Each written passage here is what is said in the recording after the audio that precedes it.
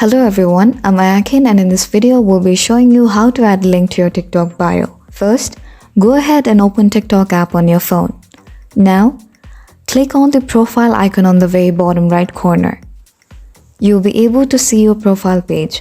After that, select the edit profile option. Now if you already have more than 1,000 followers, then TikTok itself will give you the privilege to directly add your link to your bio by simply copying and pasting it. But since we don't have that many followers, what we're gonna do is select the Instagram or YouTube option from social sections. Now, if you want to connect your link to your Instagram, you can select on Instagram and put on your Instagram details.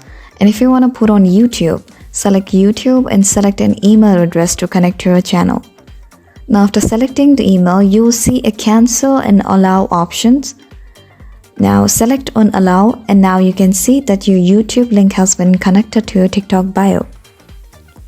We hope this video was helpful for you. Please make sure to hit the like button and subscribe to our channel for more helpful tutorials.